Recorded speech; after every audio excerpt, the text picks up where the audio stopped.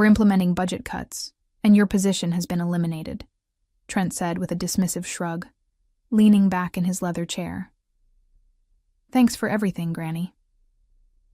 I sat across from him in his spacious corner office, stunned into silence, the certificate of completion for Jenna's training program still warm in my hands. I had just finished presenting it to him, proud that I'd successfully trained the young intern over the past 4 months. And this was my reward: immediate termination. Today is your last day, he continued, when I didn't respond. Human Resources has prepared your final paycheck and severance, 2 weeks' pay. My name is Becky Smith. I'm 61 years old, and after 7 years as the project coordinator at Everline Urban Design in Omaha, Nebraska, I'd just been fired. 7 years of ensuring every permit was filed correctly, every deadline was met, and every regulatory hurdle was cleared. All ended in a 3-minute conversation on a Friday morning. Budget cuts? I finally managed, my voice steadier than I felt. The same week we secured the $35 million Riverside development project, Trent had the decency to look slightly uncomfortable, adjusting his expensive tie. It's a strategic restructuring. Jenna will be taking over your responsibilities now that you've completed her training. Jenna Blake, the 24-year-old intern I'd been training since March, the one I'd patiently taught everything about the complex web of city regulations, contractor relationships, and permit applications. The one who had no actual experience in urban development, but boasted thousands of followers on social media. I see, I said, gathering my dignity around me like armor. Will there be a transition period? The Riverside project has several critical permits pending. That won't be necessary, Trent replied, already checking his phone. You've done a thorough job training Jenna. She's up to speed on everything. I doubted that very much. 4 months of training couldn't replace 7 years of experience, let alone the 3 decades I'd spent in this industry before joining Everline. But arguing would accomplish nothing. Human Resources will help you clear out your desk, Trent added, standing to signal our meeting was over. We've arranged for security to escort you out by noon. Security escort? As if I might what? Steal office supplies? Sabotage files? After 7 years of loyal service, this final indignity burned worse than the firing itself. Thank you for the opportunity, I said, rising from my chair with all the poise I could muster. It took every ounce of self-control not to tell him exactly what I thought of him and his strategic restructuring. As I walked out of his office, I saw Jenna waiting by the reception desk, excitement poorly concealed behind a mask of professional concern. She'd known this was coming. Perhaps she'd even orchestrated it. And in that moment, as the reality of my situation sank in, I made a decision. I wouldn't fight. I wouldn't scream. I would simply leave. What they didn't know was how ugly this would get for them. 2 hours later, I placed the small box containing my personal belongings in the trunk of my car and sat in the driver's seat, finally allowing myself a moment to process what had happened. 7 years of dedication ended with budget cuts, Granny, and a security escort. I hadn't always worked at Everline. For most of my career, I'd been at larger firms in Omaha's development sector. But 7 years ago, when the housing market crashed and layoffs swept through the industry, Trent had recruited me specifically for my regulatory expertise. We need someone who knows how to navigate the system, he'd said then. Someone with established relationships at the city planning office. Those relationships had been crucial to Everline's growth from a struggling 5-person studio to one of Omaha's most promising architecture firms. The Riverside development was their biggest project yet, a $35 million mixed-use complex that would transform the downtown riverfront. I'd spent months securing the preliminary approvals, calling in favors from contacts I'd cultivated over decades. I hadn't minded when Trent asked me to train Jenna. New blood was important in any company, and I enjoyed mentoring younger staff.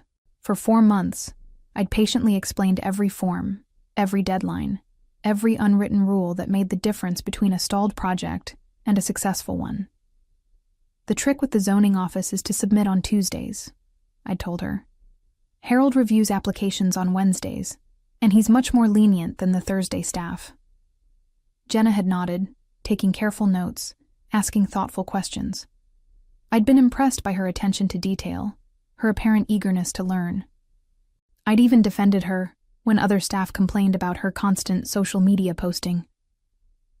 She's young, I'd said, but she's working hard and learning fast. What I hadn't seen were the private meetings with Trent, the lunches they shared, the way she positioned herself as the innovative future while subtly painting me as the outdated past. I started my car but didn't immediately drive away. Instead, I pulled out my phone and called my daughter, Catherine. "Mom, aren't you at work?" she answered, surprised to hear from me mid-morning. "Not anymore," I replied, my voice finally cracking. "I was fired today." "What? Why?" Catherine's shock and indignation were immediate. I explained what had happened, the sudden termination, the insulting severance, being replaced by the very intern I'd trained. "That's age discrimination. You can sue them," Catherine exclaimed. "Maybe," I said, signaling to exit the parking garage. "But I'm not sure a lawsuit is my first choice." "What do you mean?" Catherine asked, suspicious. She knew me too well. "Nothing," I replied innocently. "I just need to think."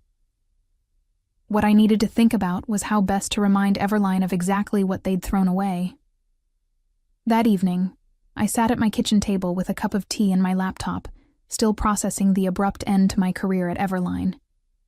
The shock had faded, replaced by a simmering anger that I rarely allowed myself to feel. I wasn't just angry about losing my job. I was furious about how it had happened. The disrespect, the callousness, being discarded like obsolete equipment after years of dedicated service. I opened a folder I'd maintained meticulously for years, digital copies of every permit, every application, every approval I'd secured for Everline's projects. I paid particular attention to the Riverside development files. What Trent and Jenna didn't understand, what they hadn't bothered to learn, was that these weren't just standard forms submitted through normal channels. 3 years ago, the city of Omaha had approached me directly to help streamline their permit process for major developments. The city planning office was perpetually understaffed and overwhelmed by complex projects. Harold, the senior planning officer, had known me for decades and trusted my thoroughness and integrity. Together, we developed a solution. I established Smith Regulatory Consulting, LLC, which would serve as an official liaison between developers and the city. The arrangement benefited everyone. The city got a reliable point person who understood both sides of the process, developers got their permits processed more efficiently, and I got additional income plus the security of having my own business on the side. Everline knew about this arrangement. In fact, it was one of the reasons they'd hired me. What they'd failed to grasp, or perhaps simply forgotten in their rush to replace me with a younger model, was that my company wasn't just a pass-through entity. It had real authority in the permitting process. For the Riverside development, all the critical permits had been filed under my LLC's oversight, with my digital signature required for final approval. Without me, those permits were in limbo. I closed my laptop and sipped my tea, considering my options. I could sign off on the permits as a professional courtesy, allowing Everline to proceed without interruption. That would be the nice thing to do. Or I could remind them of exactly what they'd lost when they fired me. My phone buzzed with a text from Catherine. "Don't do anything rash, Mom. Talk to a lawyer first." I smiled. My daughter really did know me too well. The next morning, Saturday, I contacted my friend Victoria, who happened to be an employment attorney. We met for coffee at a quiet cafe downtown. "They can't just fire you because of your age," Victoria said after hearing my story. "But proving age discrimination can be tricky." "I'm not interested in a discrimination lawsuit right now," I replied. "I want to know about my obligations regarding the permits filed through my consulting company." Victoria raised an eyebrow. "I see where this is going. Let me be clear. If those permits were filed through your LLC and your signature is required for finalization, you are under no obligation to provide that signature without proper compensation for your services. And if Everline assumed those services were covered under my employment with them, that would be their mistake, Victoria said with a small smile. Especially if your consulting work was established as a separate business entity. Do you have documentation of the arrangement? I nodded, thinking of the folder on my laptop. Perfect, Victoria said. Let me draft a letter outlining your position. As I drove home from our meeting, I felt a strange sense of calm. For the first time since hearing Trent's dismissive budget cuts, Granny, I felt in control again. Monday would be interesting. Monday morning arrived with a flurry of missed calls and increasingly frantic text messages from Everline. I ignored them all as I calmly went about my morning routine: breakfast, crossword puzzle, a bit of gardening in the early spring sunshine. It was the first Monday in years I hadn't spent in a fluorescent-lit office, and I was determined to enjoy it. At 10:15 a.m., my phone rang again. This time it wasn't Trent or anyone else from Everline. It was Harold from the city planning office. I decided to answer. "Becky?" "Thank goodness," Harold said when I picked up. "We've got a situation with the Riverside permits. Everline submitted a request for final approval, but everything's filed under your LLC. I told them I can't proceed without your digital signature." "Yes, that's correct," I replied calmly. "My company is the official liaison for that project." "They're saying you're no longer involved with the project? Something about restructuring?" "My employment with Everline ended Friday," I explained. "But my consulting company's involvement with the permits is a separate matter entirely." Harold paused before speaking again. "I see. Well, this puts us in an awkward position. The city can't proceed without your sign-off, but Everline is insisting we bypass you." "That's not possible under our agreement with the city, is it?" I asked, already knowing the answer. "No, it's not," Harold confirmed. "The expedited process we established requires your verification. Without it, they'd need to resubmit everything through the standard channels." "And how long would that take?" Harold laughed. "For a project of Riverside's size? Months at minimum. Plus they'd lose their place in line." After finishing with Harold, I checked my phone to find 3 more missed calls from Trent. The latest voicemail was notably different from his earlier messages. "Becky, look, I think there's been a misunderstanding. Can we please discuss the Riverside permits? Call me back as soon as possible." I smiled. The panic in his voice was unmistakable. He'd finally realized what my firing actually meant for his precious project. At noon, I received an email from Victoria with the draft letter she'd prepared for Everline. It was perfect. Professional, firm, and crystal clear about my position. Smith Regulatory Consulting would be happy to complete the permit process for the Riverside development for a consulting fee of $75,000, approximately what I would have earned in salary over the next 9 months, plus formal credit as the regulatory compliance specialist on all project documentation. I approved the letter, and Victoria sent it immediately. Trent's response came within minutes. A hastily written email demanding that I call him for an urgent discussion. I ignored it. Instead, I drove to my favorite nursery and spent the afternoon selecting plants for my garden. I was examining tomato seedlings when my phone rang again. This time, it was a number I didn't recognize. "Hello? Mrs. Smith, this is Jackson Warren." I nearly dropped my phone. Jackson Warren was the principal investor in the Riverside development, a prominent businessman with deep pockets and a reputation for not tolerating delays. "Yes, Mr. Warren. What can I do for you?" "I understand there's an issue with the permits for Riverside," he said, his tone direct but not unfriendly. "Trent Callahan seems to be having trouble explaining the situation clearly. I'd like to meet with you directly to understand what's happening." I agreed to meet him the following morning at his downtown office. When I returned home, I found an email from Jenna Blake in my inbox. The subject line read, "Please help." The message itself was both pleading and condescending. Becky, I know you must be upset about the restructuring, but holding up the Riverside project is only hurting your professional reputation. Please be reasonable and sign off on the permits. I'd be happy to include your name in the acknowledgments. Acknowledgments. After being fired and replaced, she thought I'd settle for a mention in the acknowledgments. I deleted the email without responding and went back to planning my garden. Tomorrow's meeting with Jackson Warren would be interesting indeed. Tuesday morning, I dressed carefully for my meeting with Jackson Warren, choosing an elegant navy suit I'd rarely worn to the casual Everline office. I arrived at Warren Development's sleek downtown headquarters 15 minutes early and was immediately escorted to a spacious conference room with floor-to-ceiling windows overlooking the very riverfront the Riverside project was meant to transform. Jackson Warren entered precisely on time, a tall man in his late 50s with silver hair and a reputation for blunt speaking. He shook my hand firmly. "Mrs. Smith, thank you for coming. Coffee?" I accepted, and as his assistant served us, Warren got straight to the point. "I've invested $12 million in the Riverside development so far," he said. "Now I learn that the entire project is stalled because Everline fired the one person who could navigate the permit process. I'm not pleased. I understand your frustration, Mr. Warren."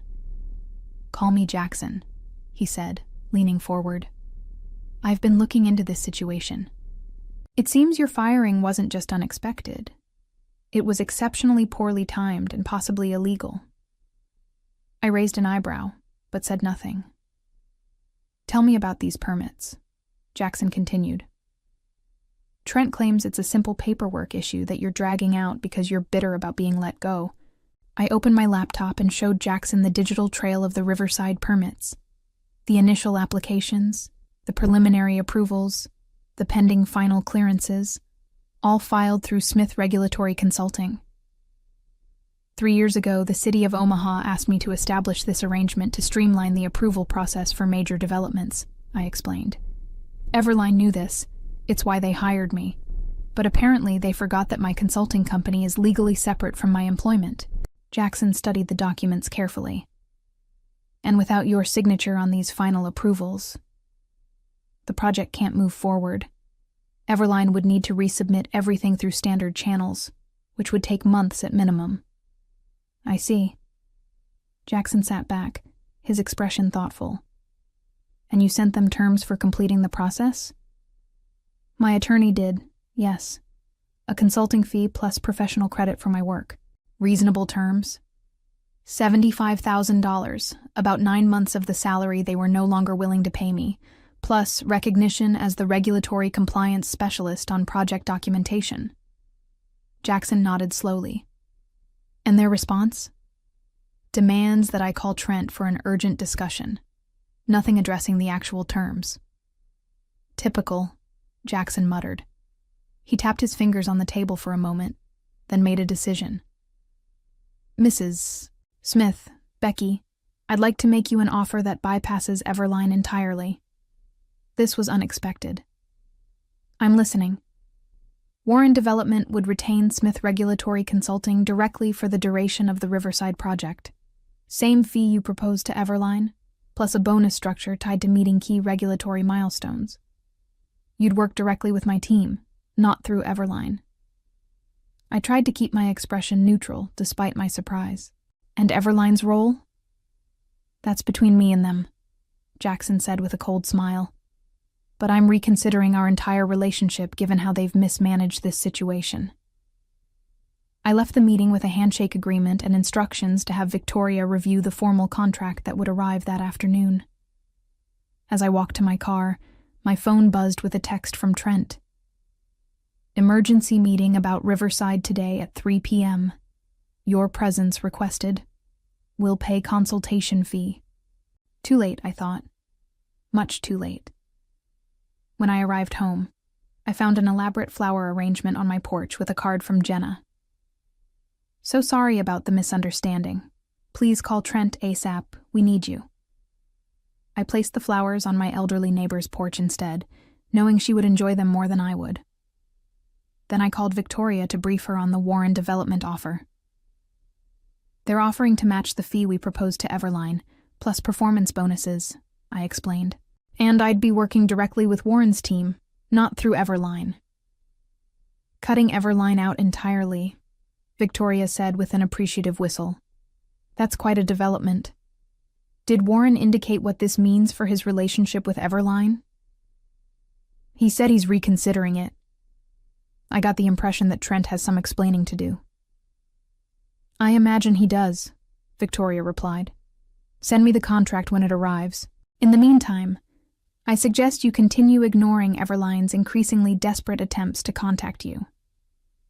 I spent the afternoon in my garden, planting the seedlings I'd purchased the day before.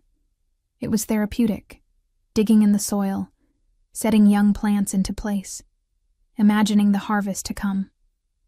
A perfect metaphor for this unexpected new chapter in my professional life, planting seeds for future growth after being uprooted. By Wednesday morning, news of my arrangement with Warren Development had spread through Omaha's tight-knit development community. My phone buzzed constantly with calls and messages from former colleagues, other developers, and even journalists seeking comments. Trent's desperation reached new heights. First came an email offering an immediate consulting contract at twice the rate I'd requested. When I didn't respond, he followed up with a voicemail. Becky, please, we need to talk. Warren's threatening to pull Everline from the Riverside project entirely. This could ruin us. Whatever you want, name your price. You can have your old job back with a raise. Just call me. The panic in his voice was almost satisfying enough to make up for budget cuts, Granny. Almost, but not quite. At noon, Victoria called with an update. Warren's legal team sent over the contract. I've reviewed it. It's very favorable. Significantly better terms than anything Everline might offer you now. How so? I asked. For starters, it's not just for Riverside.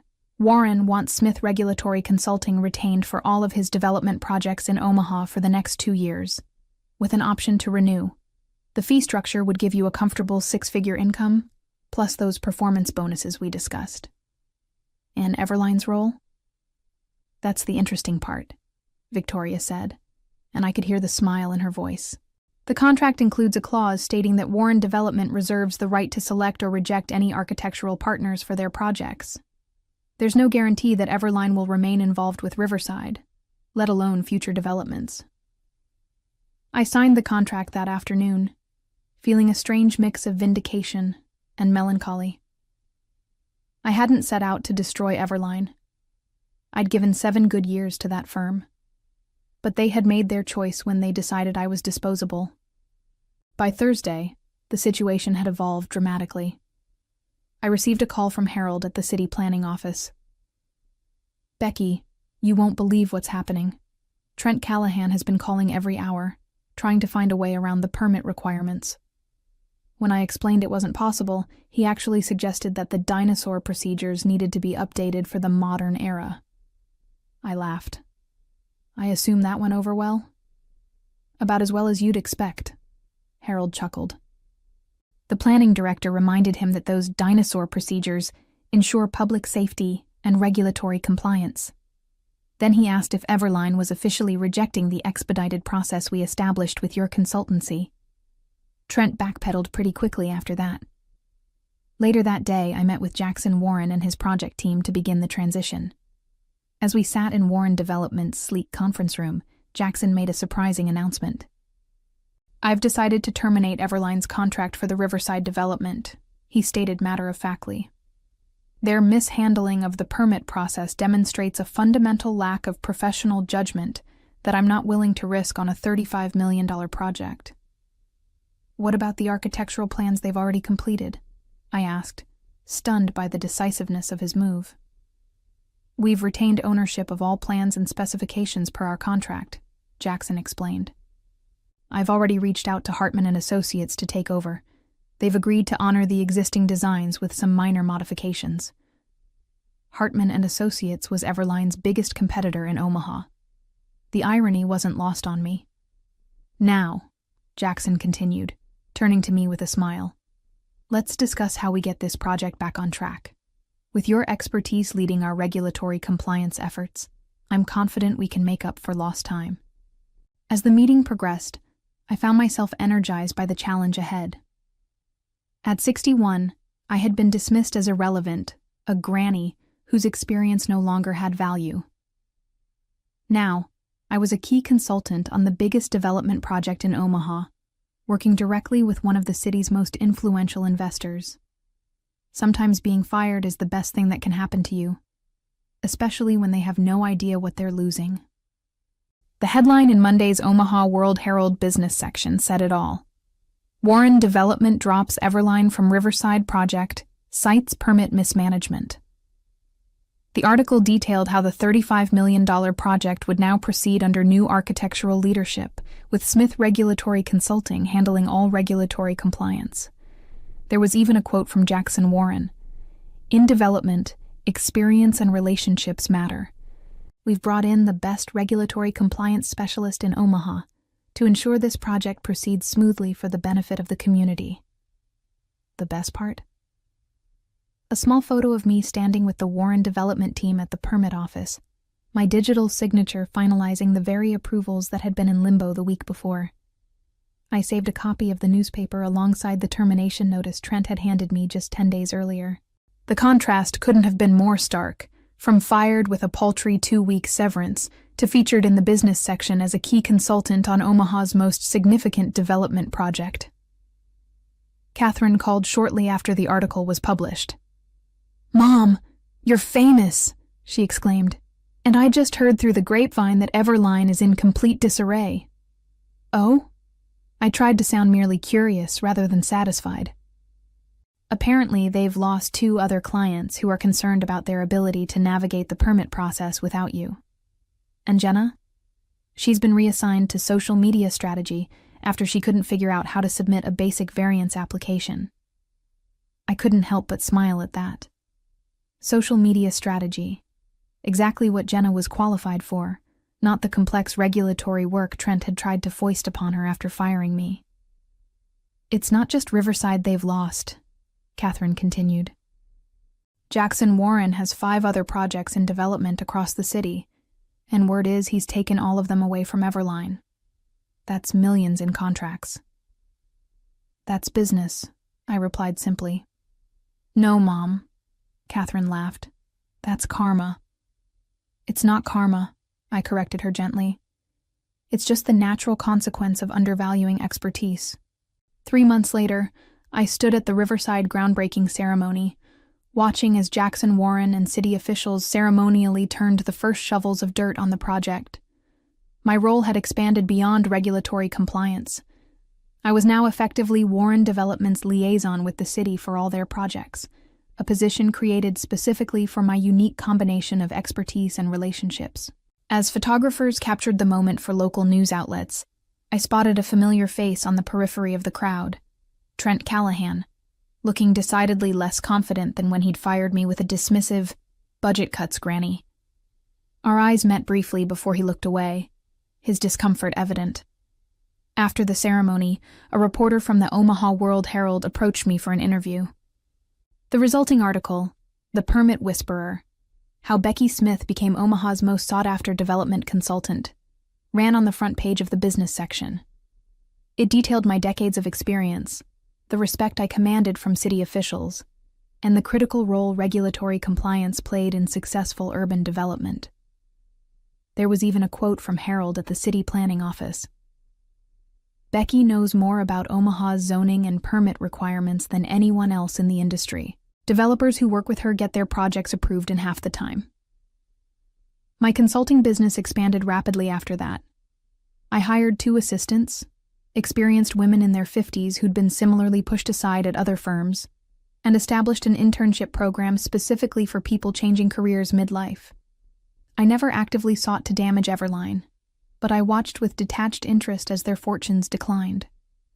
Without access to my expedited permit channel, their projects faced delays. Several clients followed Warren Development's lead and took their business elsewhere. Trent's youthful approach wasn't delivering the results he'd promised. Jenna lasted 6 more months before leaving for a marketing position at another firm. I wished her well when I heard the news. She was young. She had time to learn that flash without substance rarely succeeds in the long run. As for me, at 61, I had embarked on the most rewarding phase of my career. Not as someone's employee, but as the architect of my own success, building a business that valued experience, embraced wisdom, and never ever dismissed someone as just a granny.